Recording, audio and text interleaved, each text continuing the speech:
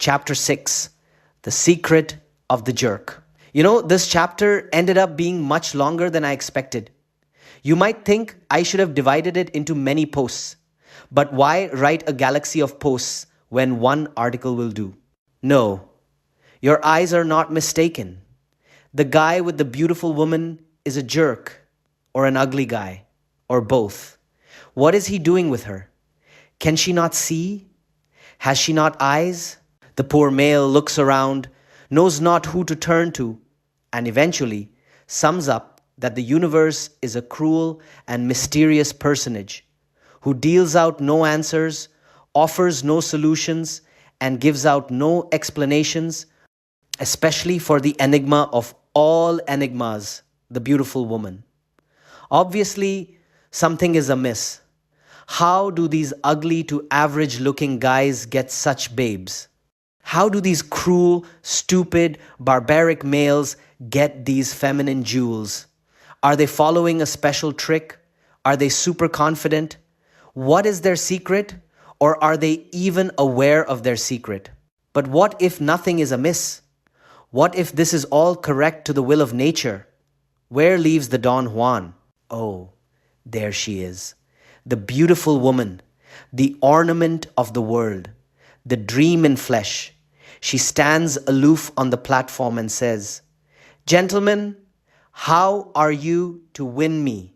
And around the platform, 1,000 mouths cry, confidence, humor, patterns, kino, chocolate, poetry, by ignoring you, by totally focusing on you, puffed muscles, flowers, spiky hair, endless gifts, mirroring, leather jackets, eliciting values, sparkly clothes, bouncy personality, romance, dinner, lobster, compliments, guitar songs, and she laughs only to say, "These are very well and good, gentlemen.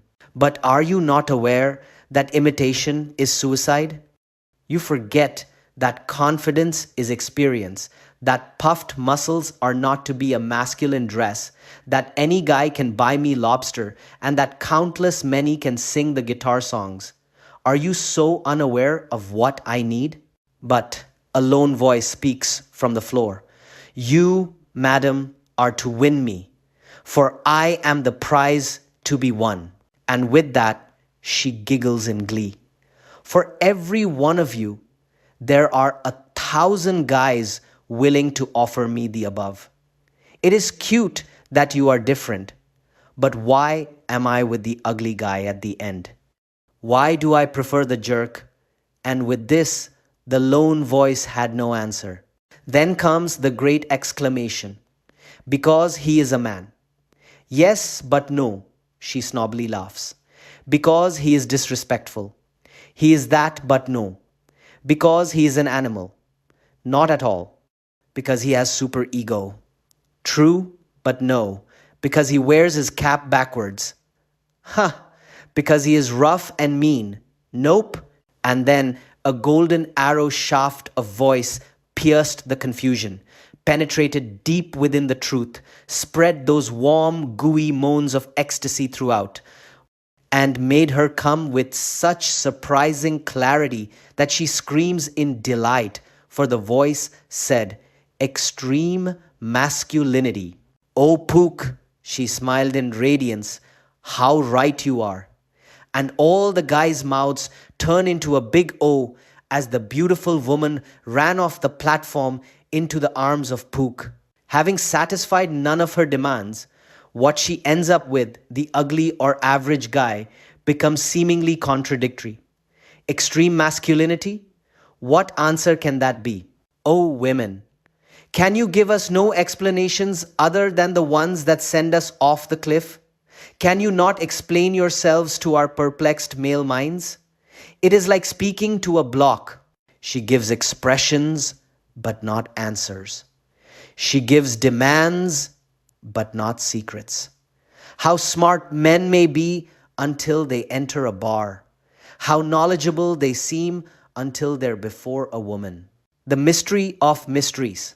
There are three mysteries to the world: the rise and fall of civilizations, fruitcake, and why beautiful women go for jerks. Leaving fruitcake and the rise and fall of civilizations for other posts, let us concern ourselves with why beautiful women go for jerks. What is nature's secret? And, likewise, a sea of mouths with authoritative tongues chant out the usual answers: confidence, dominance, unpredictability, hard to get, selfishness, rudeness, and so on. These experts or wise sages merely look at the jerk as a fixed element and classify personality traits or even physical traits. Fools adopt the personality traits or physical traits, but imitation is suicide. Why go for the fool's gold when the real gold is in your grasp? There are things so simple in nature and life that we utterly confuse them and ourselves with our stupid philosophies. Jerks don't need websites like these. Sexuality is one of these. Our countless reading of seduction over the internet is full of months, if not years. Where has this got you? Yes, you feel you are always right on the edge of the secrets to end your heartaches and tensions. But at the end of the day, you are still in front of your computer. Someone said to me, "What an odd definition of man you gave, Pook. A guy not afraid of his testosterone? Surely it is more heroic." But it is entirely about testosterone. Girls are attracted to guys, not wimps, not nice guys, not chumps, but guys. Rather than trying to build and discover some killer philosophy to ease your troubles, why not accept the structure nature has already set up?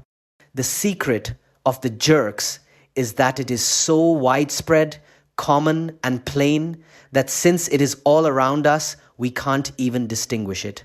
Nature is a process, always seeking and devouring. Nothing remains set. Everything's in cycles. Rather than classifying the actions of the jerk and merely duplicating them, let us adopt the source so the actions come natural and without thought or effort. Pook stands on the fruitcake and calls the surrounding crowd. "Gentlemen, do say, what type of woman will the nicest nice guy attract? Sperm whales, hags, B-word girls, ugly girls. Indeed, what trait commonly unites all these girls that end up with the pathetic nice guy? Silence. Gentlemen, your silence most offends me. Sure, these girls may be sweet. Sure, they may be smart. Sure, they may be many things. Yet, there is one thing that they aren't. They are not feminine. They are not girlish. The men nod. And likewise, what are these nice guys, these blobs of appeasing rolls of gooish flesh? Are these the men of the world? No, these boys are not exactly feminine, but they certainly aren't masculine. They are neither. They are the androgynous blob who, without a spine, is clay to fit to any woman's desires or whims. Nice guys love women as a drowner loves a life preserver. He clings on to her because he cannot swim the waters of nature. Tossed and tossed, he becomes through his love life. The masculine male, Pook walks toward a bubbly, nice guy with a needle of manness. No, the prick will hurt me. Fine. Die a painful long death of regret, loneliness, and frustration. Any other takers? Another nice guy volunteered. See? This fella knows that a momentary pain is preferable to consistent suffering. Pook puts the shot into the nice guy and injects him with testosterone. Now, gentlemen, watch the effects. The nice guy no longer fears what he desires. He sees the woman he wants. He approaches her. Why do jerks approach women? To marry them? No. The jerk is operating not out of control with that head down there, but rather being influenced properly by his testosterone. He sees what he wants and goes and gets it. He does not apologize for it. He does not try to rationalize it. He does not analyze it. There are no stupid philosophies running around in the jerk's head. The nice guy gets rejected by the woman. Oh, poor nice guy. But look, something is changing. Look at the anger building up in him. Something is being charged within him. It is frustration. It is anger. The worst thing for him to do would be to cry and duck his head in the sand. Constant rejection requires one of two solutions: either lower your standards or increase your standards in yourself. But it is true that standards do not enter the jerk's mind. He gets frustrated and angry. He tries again with much less awkwardness. Nature's system is at work here, chiseling his social exterior. He gets the dates. The nice guy gets dumped after a few dates. Oh dear. What happened? Why? Perhaps the nice guy was trying to mock earlier jerk behavior and remetamorphed into an AFC, an average frustrated chump, eventually before his chick. Imitation is suicide. No wonder chicks are so hard for honesty. Do jerks really care about pleasing the women in the spirit of altruism and glorious relationship? Yes. Hush you. The jerks obviously do not care about the women in such a manner. Their testosterone says, I have needs that need to be fulfilled. Entertain me. And so the jerks come off self-centered. Not because they are self-centered, but because they are closer to their own male nature and seek to satisfy their thirst. The nice guy sees that fun is merely being around a beautiful woman. The jerk is a bit more active. He wants to have fun his way. She is along for the ride. It has been well known that action dates, examples include dancing, bowling, rock climbing, and so on, work much better than regular dates like coffee, dinner, or movies. Rather than merely matching the effect, the action date, let us focus on the cause. The jerk would obviously skateboard and play basketball than to sit at dinner and watch the girl flap her gums. Testosterone has been shown to create more action in the individual. Jerks, that is testosteronized males, do the action naturally. Rather than worrying about making yourself do action dates, get yourself in that nature set, and action dates will become the only comfortable choice you could make. The nice guy gets dumped because he hardly made any moves. Oh no. We know how the girl gets mistreated and will talk to her girly friend, the nice guy, about it. We see the abuse and we think, oh heavens, am I to be abusive to get the girl? What is this abuse? Is she really hurt? Or is she merely mad that she has failed in her mission to sterilize and link to the masculinized dude? But the guy stands her up all the time, and so on. It is not because he stands her up. It is because she knows she is not loved by him. Her feminine powers are not ensnaring him. It is a feminine failure. The girl sleeps with the jerk and he leaves her. We as guys think the abuse is the jerk sleeping with the girl merely to use her, and motherly harpies try to feminize us into not doing this. Rather, the abuse is that the girl realizes she could not keep the guy. She was not woman enough. Nature's path leads to women. As men, we are governed by two masters, mind and nature. Not mind and body. Nature refers to the processes and cycles that our bodies are only but a part. Both fight one another. Mind says, the finest philosophies will get us the women. Nature says, you bore me, unleash me. But what will get the women? Mind says, calculation, seduction. Nature says, instinct, masculinity, and why should you get any women? Mind says, because everyone else is and I am not. Nature says, because I am male and she is female. Now let us throw some obstacles at the two. Let us say they are unceasingly unsuccessful in obtaining the beautiful woman. What are your reactions? Mine says, this is obviously a failure within my calculation, my framing of the events. I will solve this with more seduction research, essay writing on message boards, for I treat sexual dynamics like an academic degree. Nature says, the failure is in not being male enough. Increased masculinity is the solution. But you who enraged the poets and tortured the philosophers, please elaborate. Nature says, when the embryo is at 3 months, it is unisex. It is both sexes at once. From then, it divides into a gender of which we cannot choose, of which enforces a code of conduct and duties of behavior we cannot control or understand, and we call ourselves free. Mine says, yes, one half turns male, the other female. It is in my books. Nature says, then I shall burn your library. For nature always has more secrets than you can decipher. Gender is not all or none. There is a mix. Mine says, but this is in my books. In Sex and Character, Weiniger says that from birth, males and females are divided. Some males are 70% male, 30% female. Others are 80% male, 20% female. It is vice versa for women.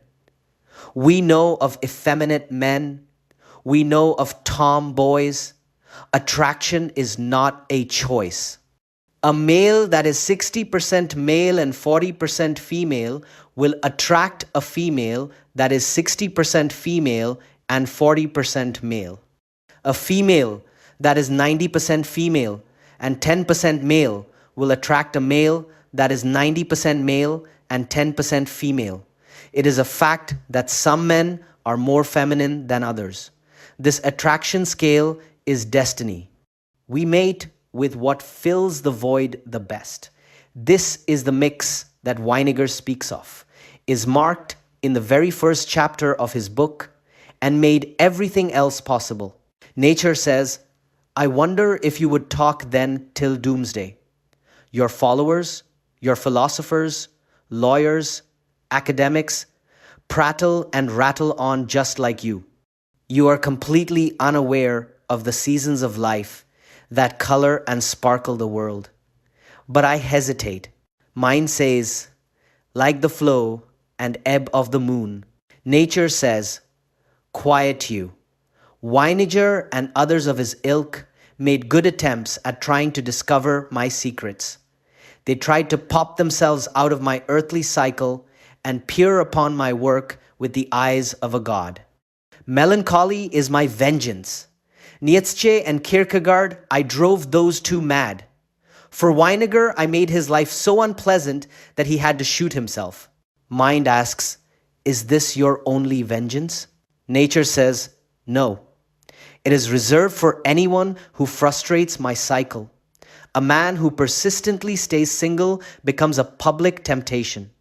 I chisel away at him to make him more appropriate and correct the purpose of getting the women and carrying on my work.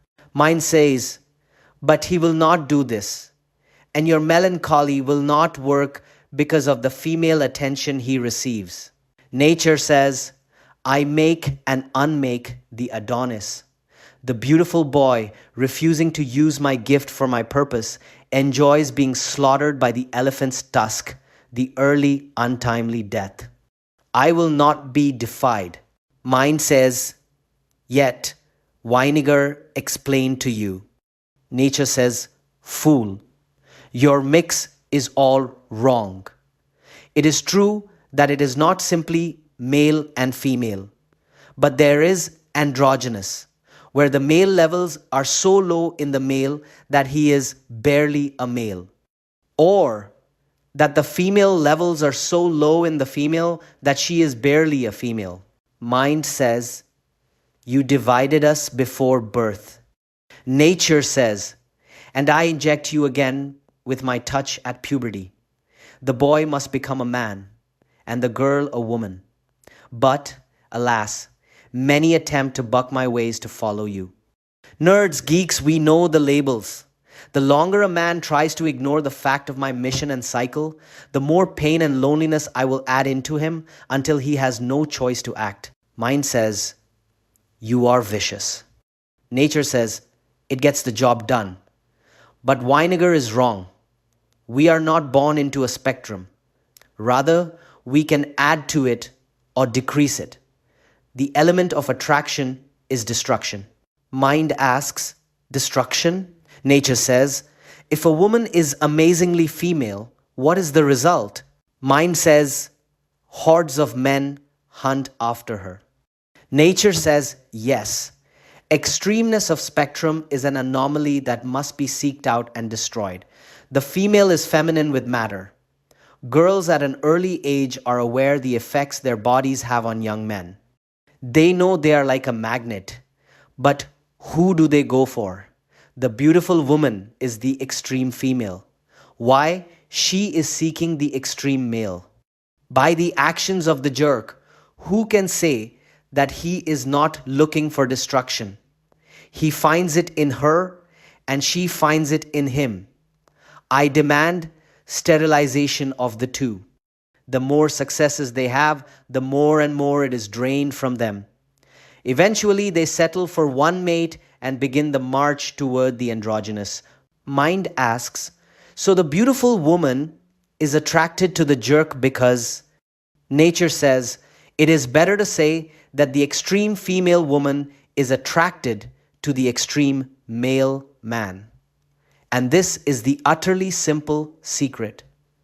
Jerks are not super confident, not superior in all seduction knowledge. Jerks are testosteronized males. This separates them from the nice guys who still defy the flooding of testosterone nature inflicts on them. Science of testosterone. Be a man. A man is one who is not afraid of his testosterone.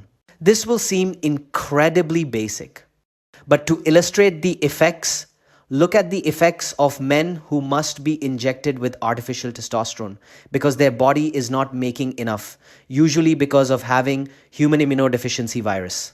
One HIV positive guy shares his differences with the before and after shots. His weight increases from 165 pounds to 185 pounds. The collar size goes from 15 to 17 and a half. The chest goes from 40 to 44. His appetite expands beyond measure. Before, he was constantly napping. Now he has enough energy for daily workouts and strict work schedules. Before, depression was a regular feature. Now, it is a distant memory. With the testosterone shots, he feels better to recover from life's curveballs, more persistent, more alive. There are more effects. With the testosterone, he feels more energy. The attention span shortens. He finds it harder to concentrate on writing and feels he must exercise.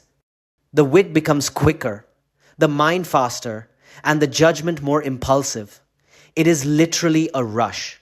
Without the testosterone, he finds himself more reserved. The energy still is there, but is geared towards interaction rather than action, toward pride rather than lust. He rarely looks for dates or thinks of approaching women without it. But with it, he is constantly scanning the women for potential dates and socializing. With testosterone comes increased debating type attitudes and increased anger. Driving makes him scream at the other cars and stupid drivers. This is oddly reminiscent of Thomas Jefferson's personality when he was always said to be unemotional except when riding a horse and became overly emotional. With testosterone comes increased impatience, increased edginess, but increased self confidence. Now, do these traits of the under testosteronized male and over testosteronized male match the nice guy and jerk? They do most accurately. For the rest, we require a scientist. A scientist appears. There you are. Oh, Mr. Scientist, tell us more about testosterone. I'd love to, Pook. Testosterone, oddly enough, is a chemical closely related to cholesterol. It was first isolated by a Dutch scientist in 1935 from mice testicles and successfully synthesized by the German biologist Adolf Butenandt.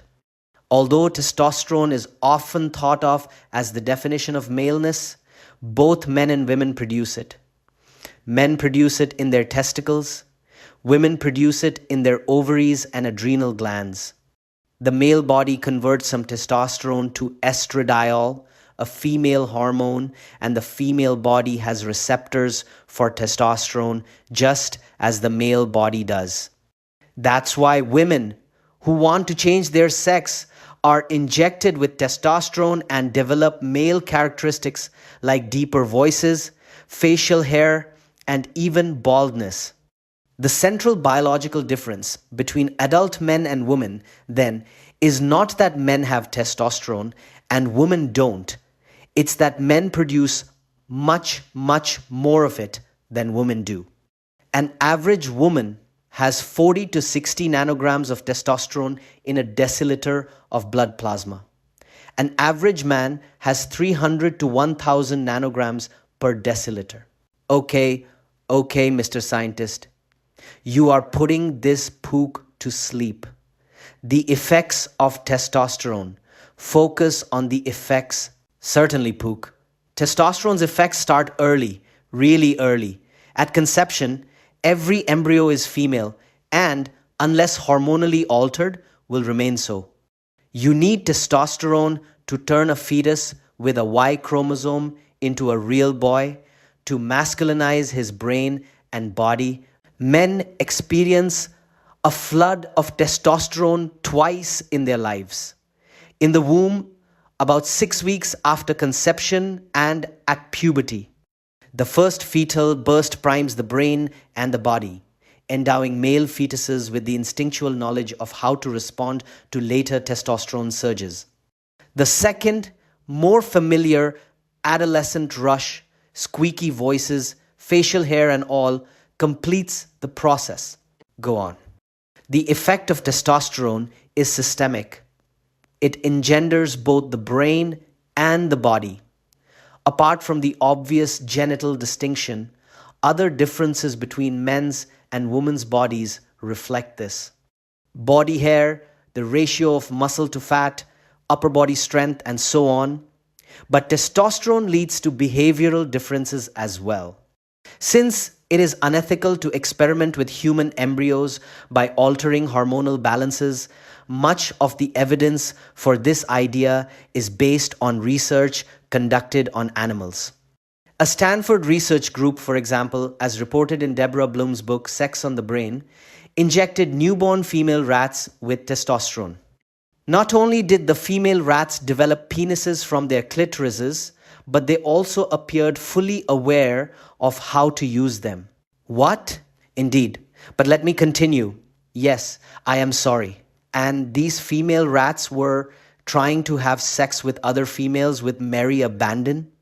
Male rats who had their testosterone blocked after birth, on the other hand, saw their penises wither or disappear entirely and presented themselves to the female rats in a passive, receptive way. Other scientists, theorizing that it was testosterone that enabled male zebra finches to sing, injected mute female finches with testosterone.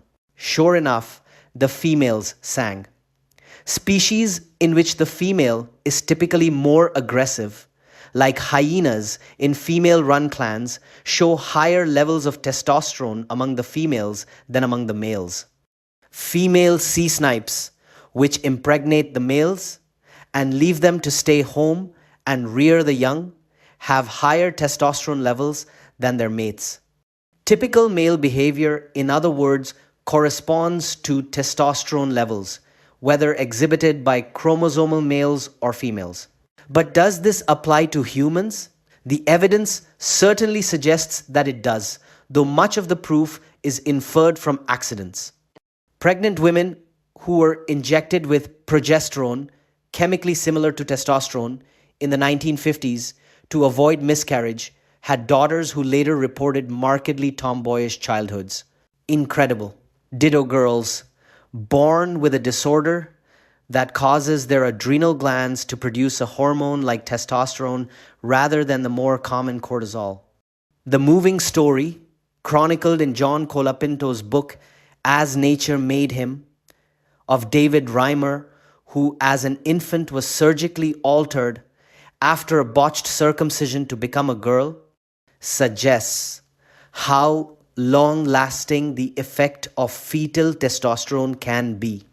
Despite a ruthless attempt to socialize David as a girl and to give him the correct hormonal treatment to develop as one, his behavioral and psychological makeup was still ineradicably male.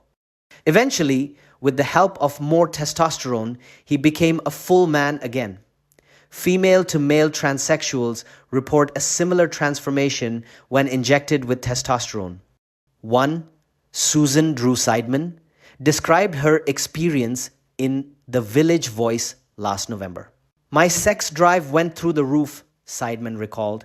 "I felt like I had to have sex once a day or I would die. I was into porn as a girl, but now I'm really into porn." For Seidman, becoming a man was not merely physical. Thanks to testosterone, it was also psychological. So what makes a man? I don't know what exactly makes a man. But one thing I can tell you for sure, it is not his penis. Oh, wise sage, wonderful scientist. But do not confuse testosterone with Popeye spinach. Nature says, testosterone levels will rise when the situation warrants it. Survival is the priority. So, in cases of danger of war, the testosterone levels increase. When in a strip club or viewing a porno website, testosterone levels also rise. Men with higher testosterone achieve psychological dominance, have high self-esteem, and move through the world with natural confidence. But Pook, I have more to add. Tarry. Then I will step aside and let you speak. Testosterone is clearly correlated in both men and women with psychological dominance, confident physicality, and high self-esteem. In most competitive environments, especially physical ones, the person with the most testosterone wins. Put any two men in a room together, and the one with more testosterone will tend to dominate the interaction. Gentlemen, this is your secret ingredient to that alpha maleness you keep longing for. Working women have higher levels of testosterone than women who stay at home, and the daughters of working women have higher levels of testosterone than the daughters of housewives. A 1996 study found that in lesbian couples in which one partner assumes the male or butch role and another assumes the female or femme role, the butch woman has higher levels of testosterone than the femme woman. So in lesbian couples, one acts male and the other acts female. In naval medical tests, midshipmen have been shown to have higher average levels of testosterone than plebes. Actors tend to have more testosterone than ministers, according to a 1990 study. Among 700 male prison inmates in a 1995 study, those with the highest testosterone levels tended to be those most likely to be in trouble with the prison authorities and to engage in unprovoked violence. This is true among women as well as among men, according to a 1997 study of 87 female inmates in a maximum security prison. Hoo-hoo! The key to dominance. Careful Pook. Although high testosterone levels often correlate with dominance in interpersonal relationships, it does not guarantee more social power. Testosterone levels are higher among blue-collar workers, for example, than among white-collar workers, according to a study of more than 4,000 former military personnel conducted in 1992. But is testosterone like adrenaline? Or does it respond to long term surrounding environment stimuli? Well, Pook, studies have shown that inner city youths, often exposed to danger in high crime neighborhoods, may generate higher testosterone levels than unthreatened, secluded suburbanites. And so, high testosterone levels may not merely be responses to a violent environment. They may subsequently add to it in what becomes an increasingly violent sexualized cycle. Increase in violence and sexuality? Then it's no accident that testosterone soaked ghettos foster both high levels of crime and high levels of illegitimacy. Indeed, Pook, in the same way, declines in violence and crime may allow testosterone levels to drop among young inner city males, generating a virtuous trend of further reductions in crime and birth rates. This may help to explain why crime can decline precipitously rather than drift down slowly over time. But what for the men who enter that dungeon, marriage? Studies have also shown that men in long term marriages see their testosterone levels progressively fall and their sex drives subsequently decline. It is as if their wives successfully tame them, reducing their sexual energy to a level where it is more unlikely to seek extramarital outlets. A 1993 study showed that single men tended to have higher levels of testosterone than married men, and that men with high levels of testosterone turned out to be more likely to have had a failed marriage. Of course, if you start out with higher testosterone levels, you may be more likely to fail at marriage, stay in the sexual marketplace, see your testosterone increase in response to this, and so on. So, what is the entire point, Mr. Brainy Guy? This then is what it comes down to. Testosterone is a facilitator of risk, physical, criminal, personal. Without the influence of testosterone, the cost of these risks might seem to far outweigh the benefits. But with testosterone charging through the brain, caution is thrown to the wind. The influence of testosterone may not always lead to raw physical confrontation. In men with many options, it may influence the decision to invest money in a dubious enterprise, jump into an ill-advised sexual affair, or tell an egregiously big whopper. At the time, all these decisions may make some sort of testosterone sense. It sounds like you are describing a United States politician. Hush, Pook. Oh, I'm sorry. Continue. The effects of testosterone are not secret. Neither is the fact that men have far more of it than women. But why? As we have seen, testosterone is not synonymous with gender. In some species, it is the female who has most of it. The relatively new science of evolutionary psychology offers perhaps the best explanation for why that's not the case in humans. For neo-Darwinians, the aggressive and sexual aspects of testosterone are related to the division of labor among hunter-gatherers in our ancient but formative evolutionary past. This division, men in general hunted, women in general gathered, favored differing levels of testosterone.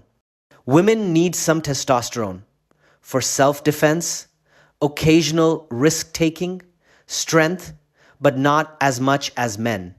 Men use it to increase their potential to defeat rivals, respond to physical threats in strange environments, maximize their physical attractiveness, prompt them to spread their genes as widely as possible, and defend their home if necessary. But women are attracted, in the physical imagery sense, to the feminine-looking guys. How can testosterone increase physical attractiveness? I do not understand.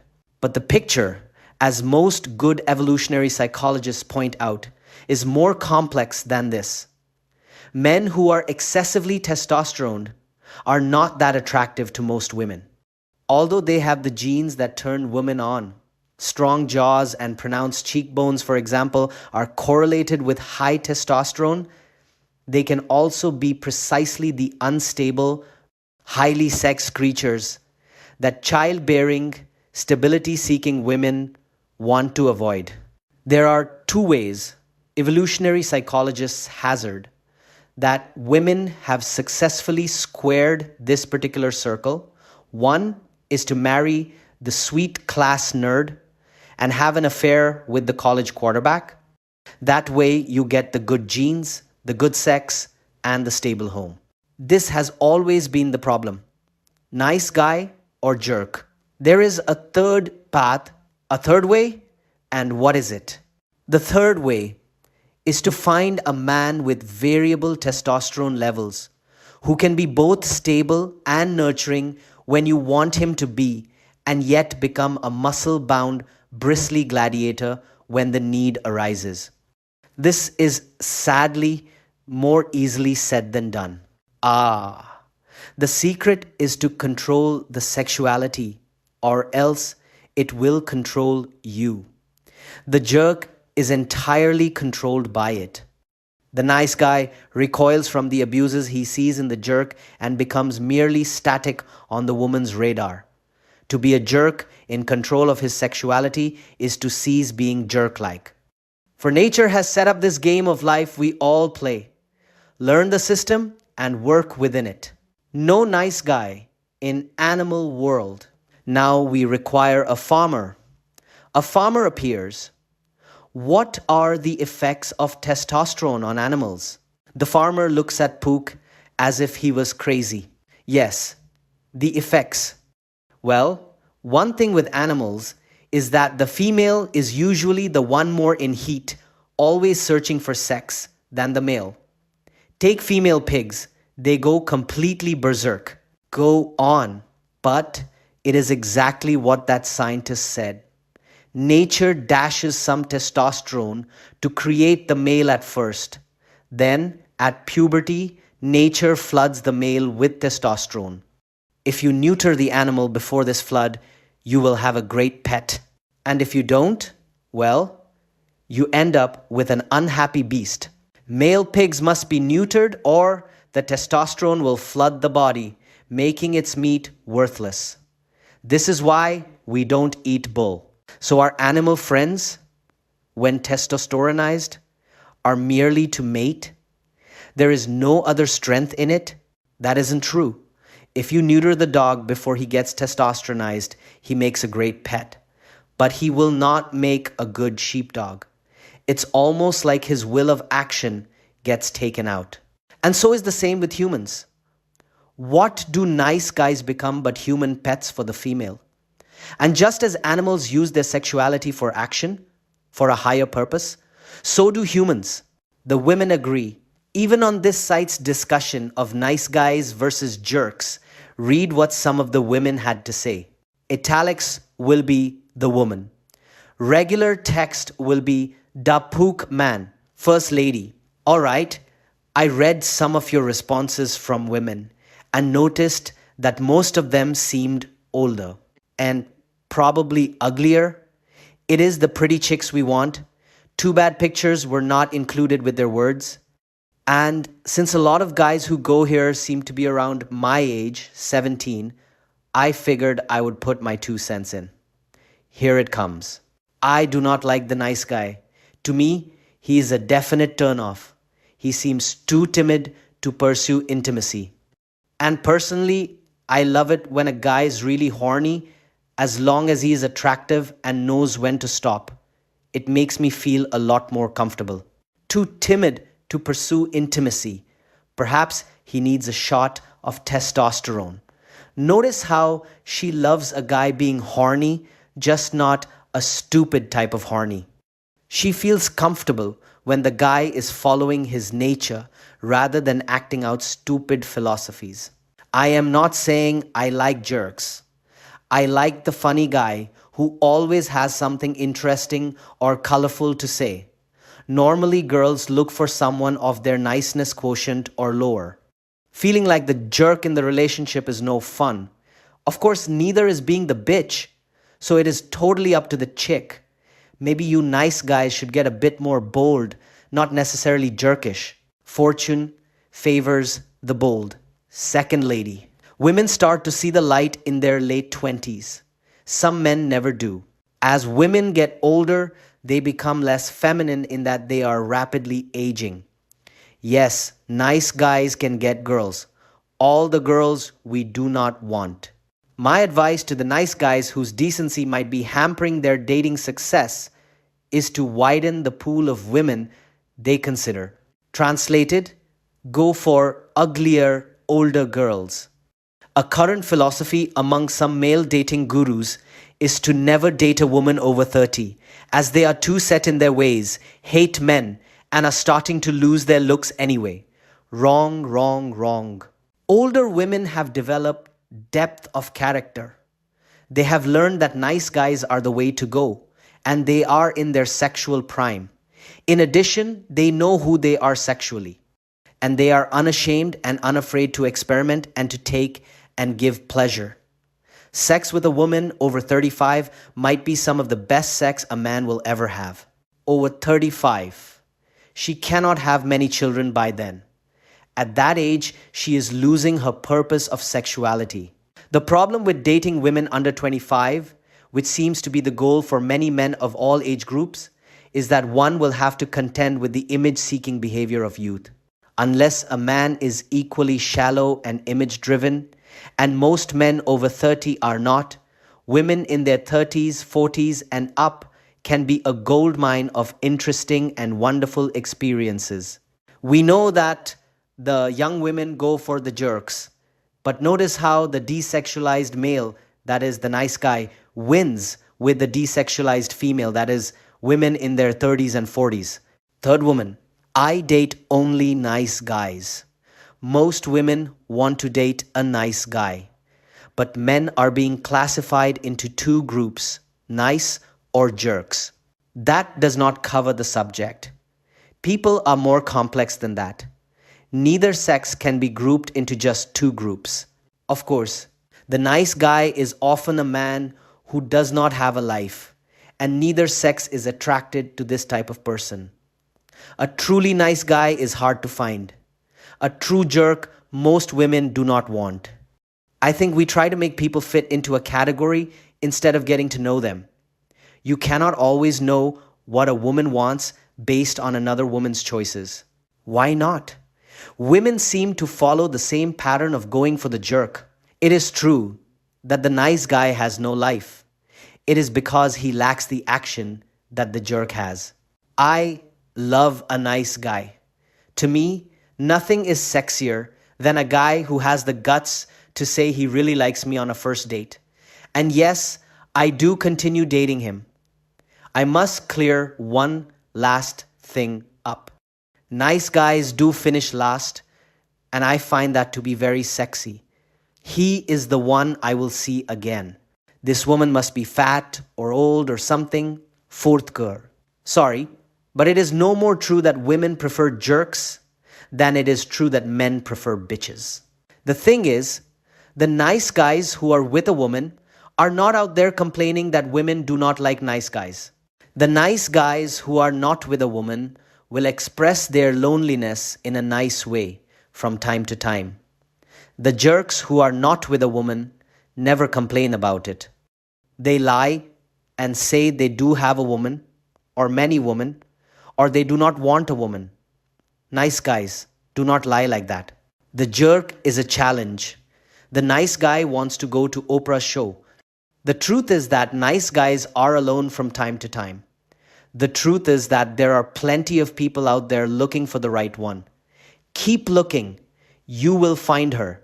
It is interesting that women are all united in the belief that there is one for everyone.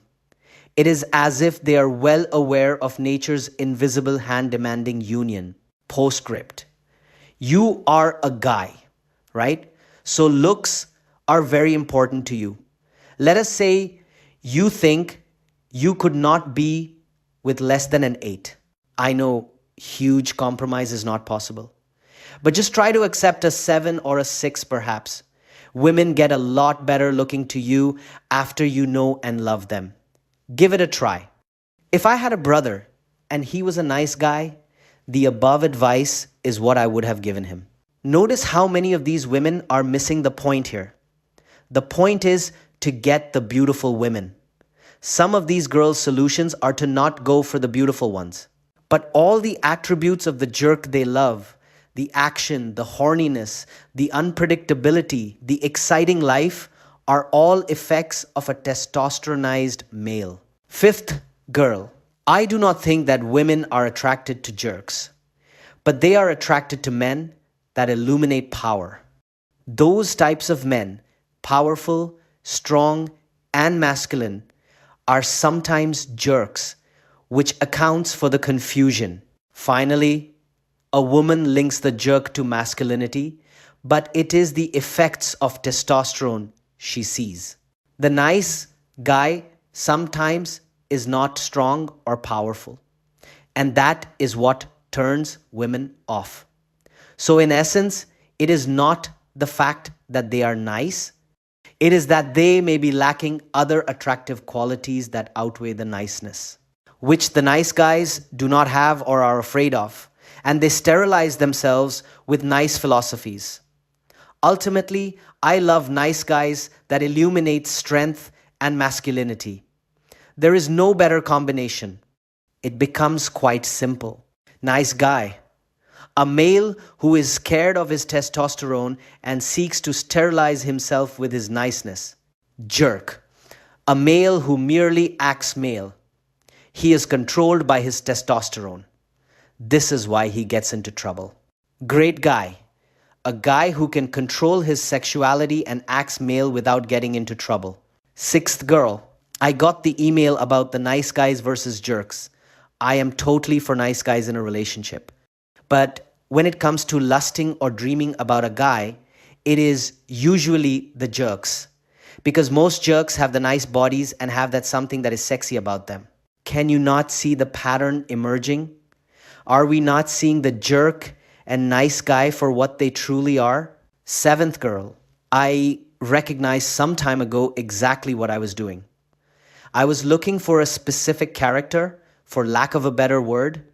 It is epitomized by Judd Nelson in The Breakfast Club or by Elvis Presley in King Creole, for your readers who are not up on the 80s John Hughes phenomenon.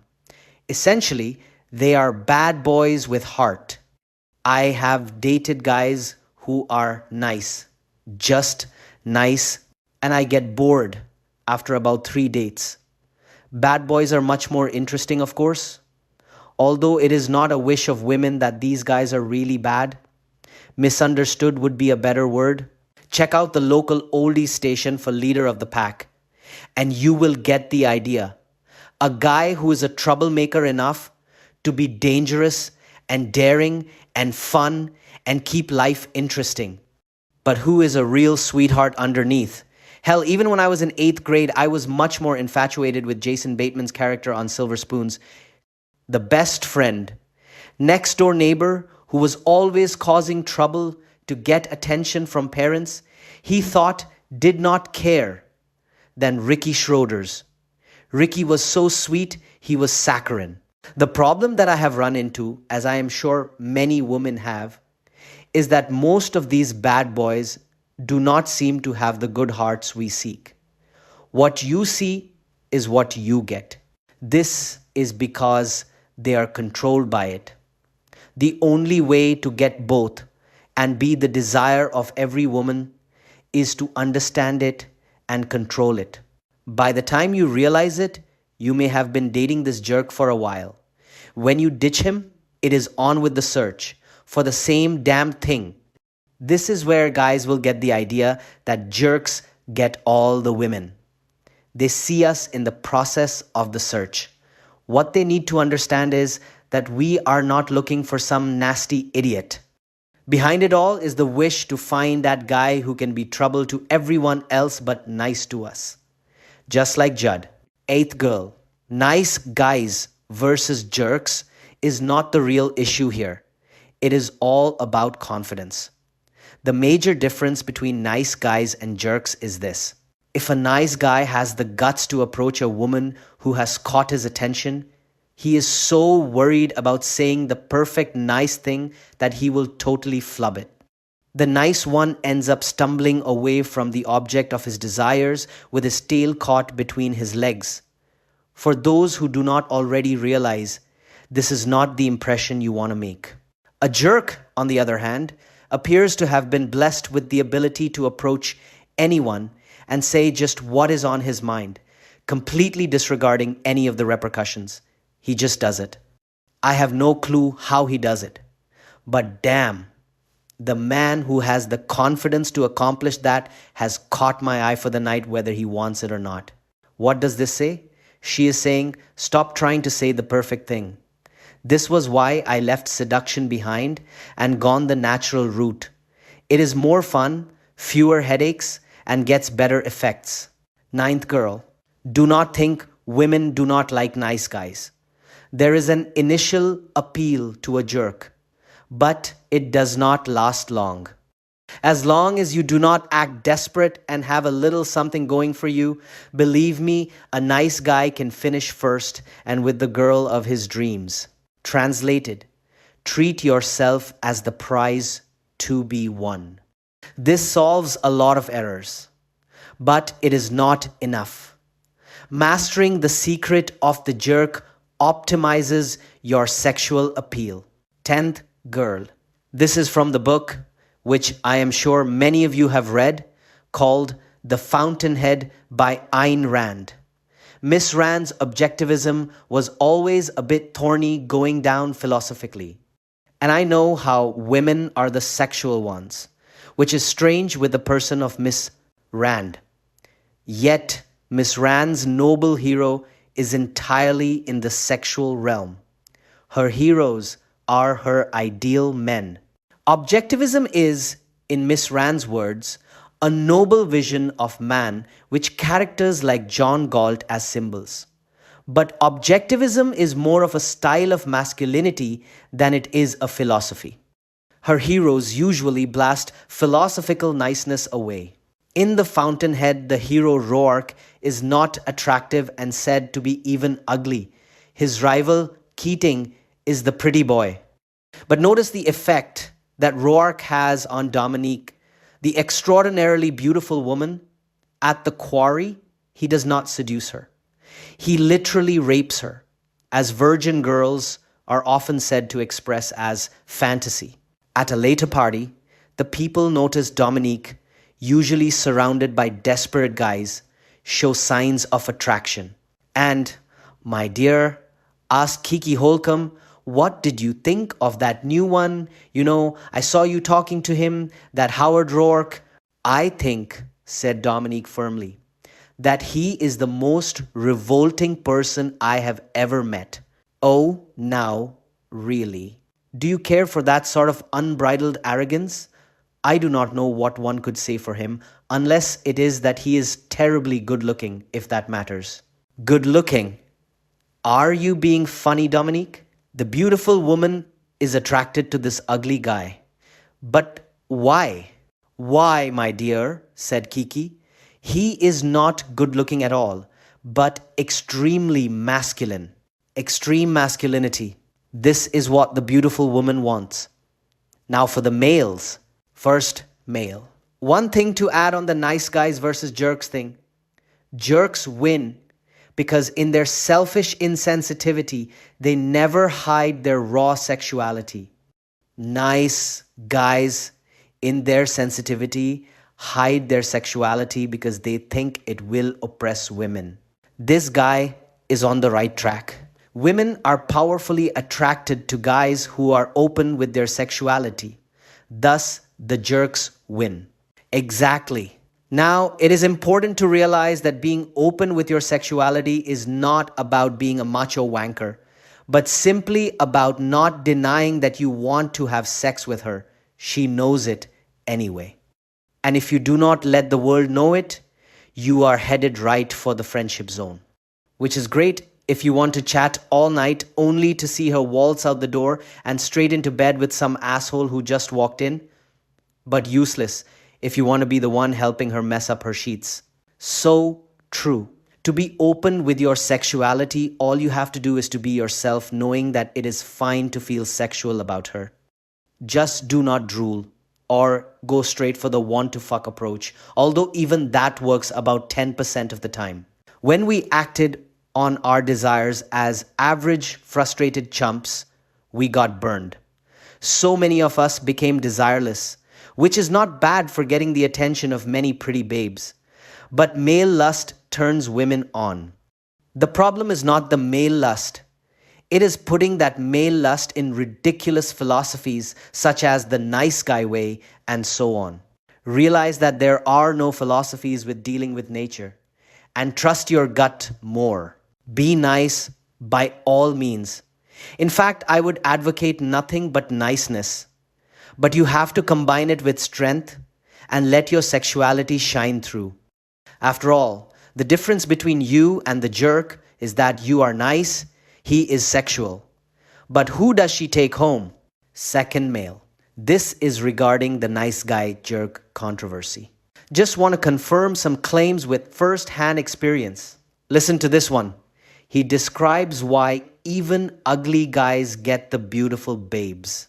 I am 22, an aerospace graduate student, and considered myself in the past to be a nice guy, and still a nice guy. Recently, I am working weekends as a bouncer. I am a fully qualified jiu-jitsu first dan black belt. But getting some free sex on the side is part of my agenda too. The truth is, I cannot keep the woman off me. I do not know how many numbers I am gathering because I cannot keep track. Why not before, when I was a nice guy and concerned for my female friends? My reasoning is that the theory of male dominance, machones or jerkiness is in effect. One girl even spelled it out for me the other night at this club I was working. Her words were something to the effect of 90% of girls would go out with you because you are the bouncer, but you are also really good looking and sweet, or something like this. It is strength women are attracted to. But where does this strength come from? Why do guys love crushing their bodies in the gym or in sports? It is the testosterone. Well, now that I think about it, she is right. I see fat, ugly bouncers who just got out of jail picking up girls all the time, whereas they would not stand a chance if they were not bouncers.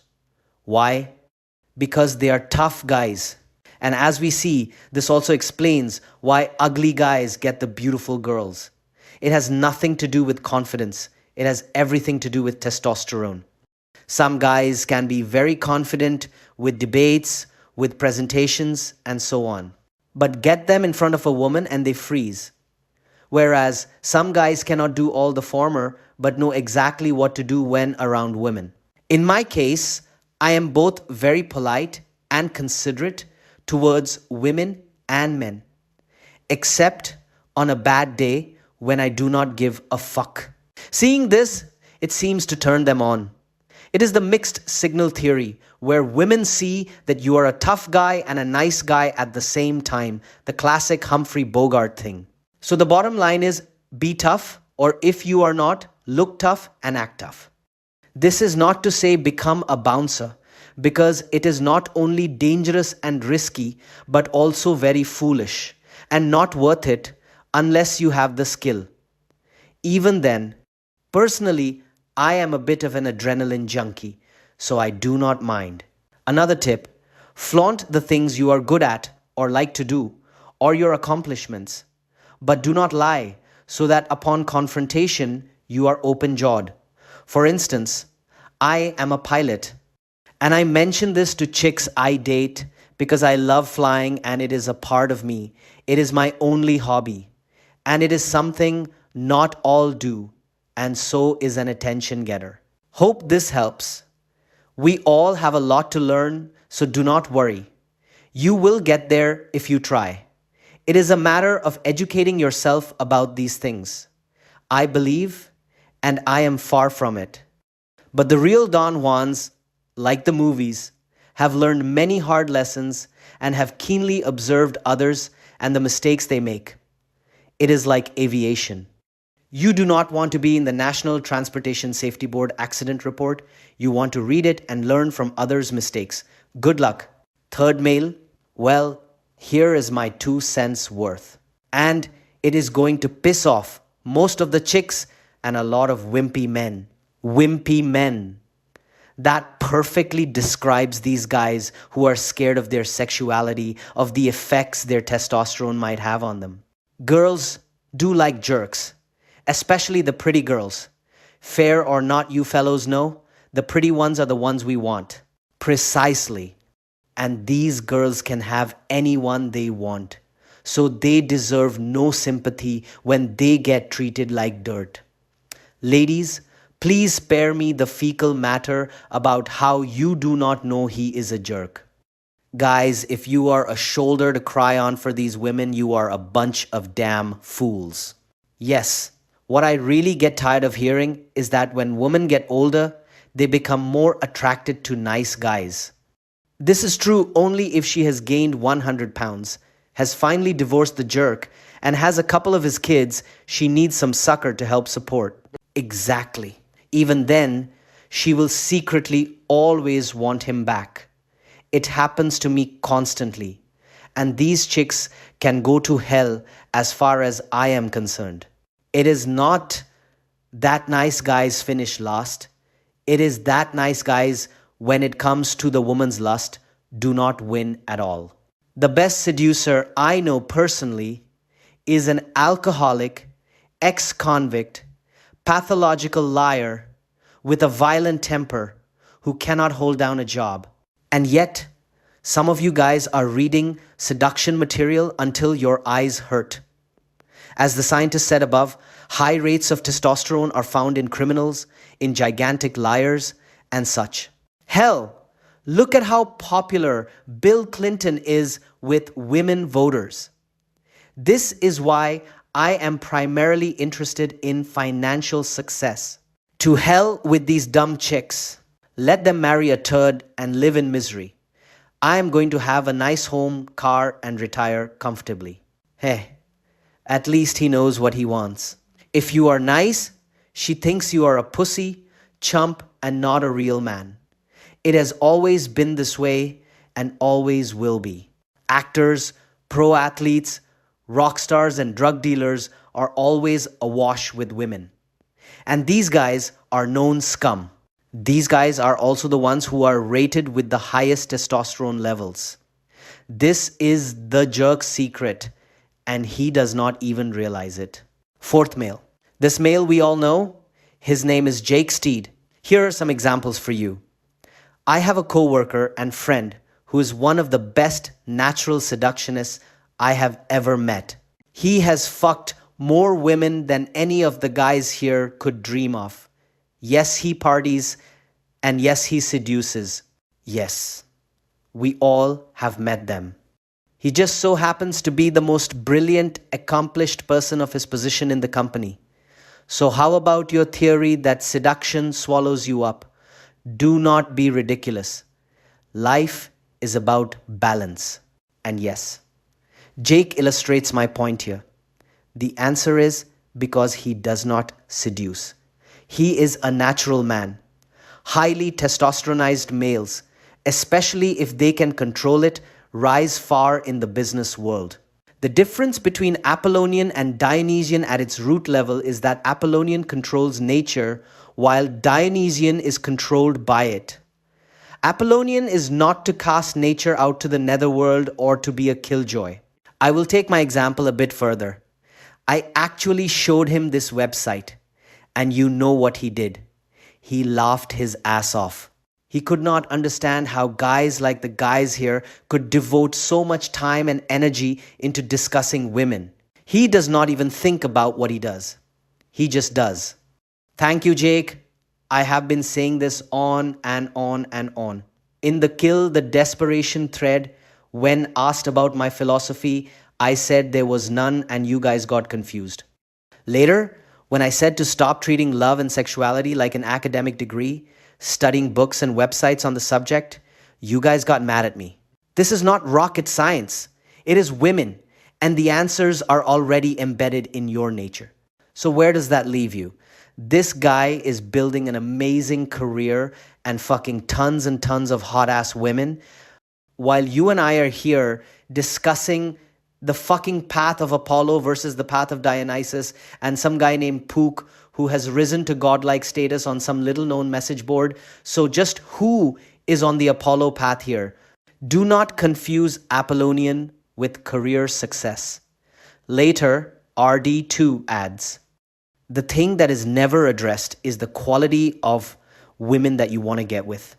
I would bet that Ross Jeffries has never had a real quality woman. Women are not as dumb as a lot of guys here seem to think. And they learn from experience as well as we do. I know a very high quality woman who shoots down all seduction attempts. She says the thing that attracts her is the quality of character in a man. I do not think that learning speed seduction is building that kind of character. Thank you, RD2. Speed seduction cannot build character because the focus is, let us say it together, entirely on the woman. Gentlemen, when you want beautiful women, you are in the big leagues. Speed seduction is more concerned with quantity than quality. This was why I left it behind. To increase testosterone? No. Do not run out and get shots. In our modern world, cubicles and style, we are at desks and usually not in a state of action. But there are some easy ways to increase one's testosterone naturally and have the effects of greater confidence, action, boldness, strength. No more analyzing. Turn off your computer and stop reading and rereading seduction knowledge. The only true benefits of the seduction material was not in the hows of getting seduction. It was opening your eyes of how nature actually works. When I was a nice guy and read Tony's Get Laid Guy, it did a number on my head. It smashed all my nice guy philosophies. Build up the body. Oddly, working out seems to have more psychological effects than physical ones. Jerks always usually have nice bodies. Keep in the state of action. Several of the guys in the health and fitness forum we never hear from in the other forums. Why? Because they know they do not need philosophies. Listen to Anthony Ellis of theskinnyguy.net who says, you have to have that drive and determination, and the change has to come from within. All the exterior things, they do not mean much. You want to change the way you see life. You want to change your relationships. You want to make your workplace better. You want to be happier. But Mr. Ellis, who went from scrawny guy to impressive muscle guy, I have noticed people who discovered that when they can change their bodies, they can change their whole lives. Did you notice that? I am definitely more confident. I believe in myself a lot more. I feel I can do other things I would never have thought to do before. I am not afraid to be out at night, and that is a big deal for me. I enjoy the city so much more. I am a part of it now. And doing this is not brain surgery.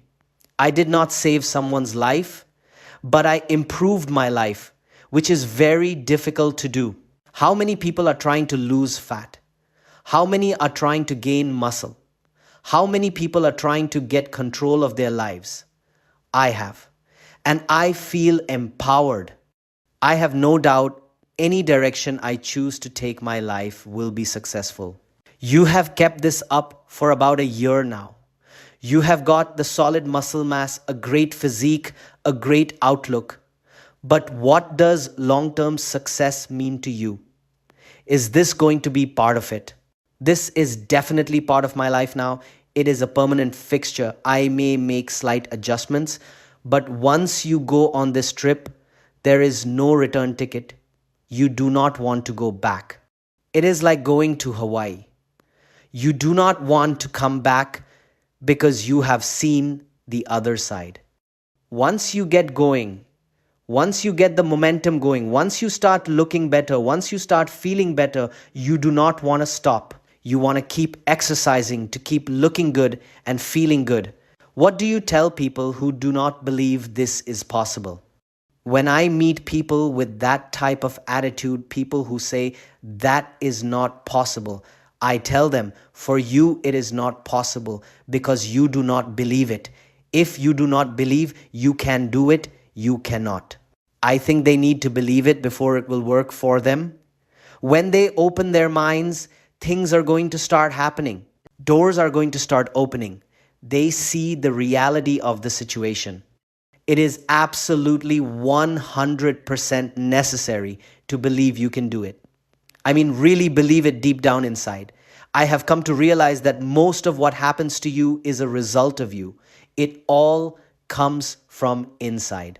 Everything you do, everything you are, how you handle everything that happens to you is your responsibility. So if you want to change, look inside. When you decide to change from the inside, the outside will fall into place. For as you think, you shall become. This is why the focus must always remain on you. Some other things. Joining a sport. Every male needs a good old competition. Ever notice why the jocks get the girls? Perhaps it is because their testosterone levels shoot up, or at least appear to. Eating more. For skinny guys, this is a must. It strengthens the body. Do not take yourself so seriously. This is for the shy and hesitant guys. You need to get over the fact that the world does not revolve around you. It never has and never will. No one will care if you hit on a chick. No one will care if you make a move on her. Do not rationalize away your desires. Start doing some of the things the awful jerks do. Try getting on stage and being some rock star. Your testosterone levels will shoot up. Try acting. Since projection is all, your levels of testosterone will rise. Women will naturally sense it. And also because it will spring off other actions. A new start. Let us consider the nice guy versus jerk debate to be over. The nice guy is a male who is afraid or does not embrace his testosterone. The jerk should be seen as the testosteronized male. What we understand, we have power to use. What we do not understand, it has power to use us. For we possess the ability to restart our lives over again. Be not scared by acting nice or relying on mental tricks to do what your testosterone was put there to make you do. Be natural equals be man. Later post. Quote, Hleing Tharyar, Myanmar, chicken seller Thin Sandar, In had always dreamt of being a man. When she inexplicably grew a penis last month, the 21-year-old treated it as an awe-inspiring omen, as have the thousands of stunned villagers who have traveled to a pagoda to see him.